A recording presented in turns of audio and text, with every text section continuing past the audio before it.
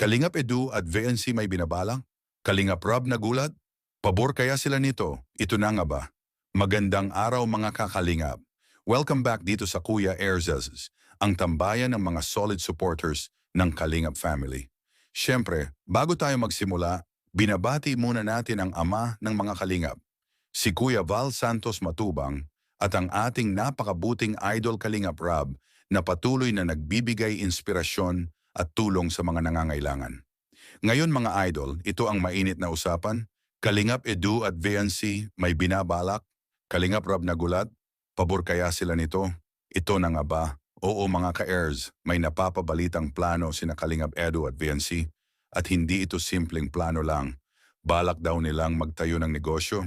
Kaya nagulat mismo si Idol Rob nang marinig ito. Aba, ibang level na ito mga idol.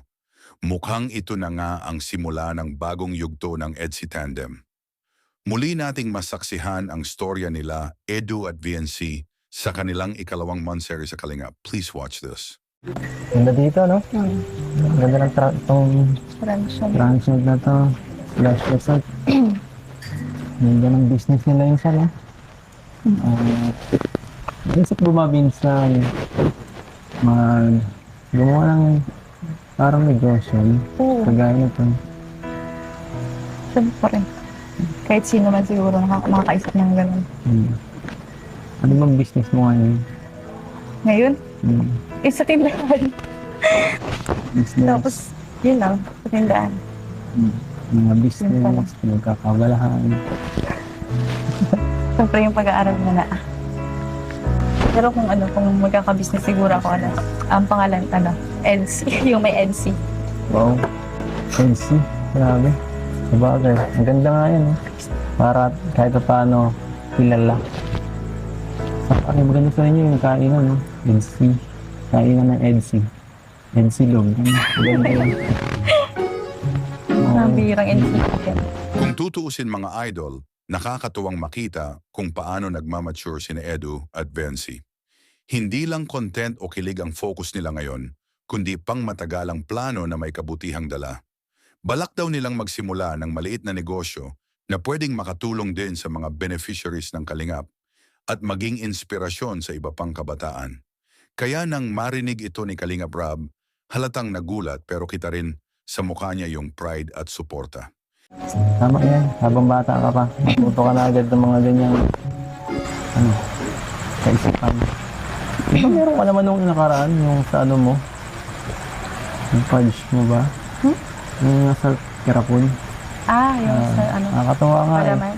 Bihira yung ganyang bata. Ano lang yun, sa man din yun, parang sponsor din na mas maganda bagay yung yun sa akin. Pero yung naano ko ngayon is yung mga gown na nagagamit ko.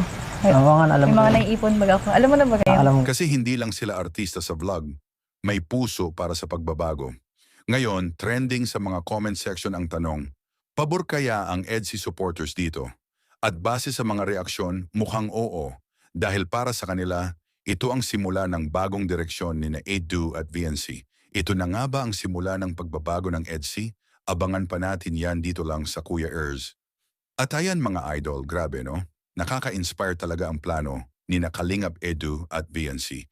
Sa gitna ng mga content at vlog, pinipili pa rin nilang mag-isip ng paraan para makatulong at makapagbigay ng inspirasyon. Ang aral dito mga ka-airs, kapag may pangarap ka, huwag kang matakot magsimula ng maliit. Hindi importante kung gaano kaliit ang umpisa mo, ang mahalaga ay may puso ka at layunin na makatulong sa kapwa. Kaya saludo tayo kina Edu at VNC sa hakbang na ito. Isa itong patunay na habang tumatagal, mas nagiging responsable at inspiradong mga content creator sila sa ilalim ng Kalingap family. Kung nagustuhan ninyo ang ganitong klaseng reaction video mga idol, huwag kalimutang mag-like, comment, share at subscribe dito sa Kuya ERZ at iyon na rin ang notification bell para lagi kayong updated sa mga ganap ng ating mga Kalingap idols. Maraming salamat po sa walang sawang suporta.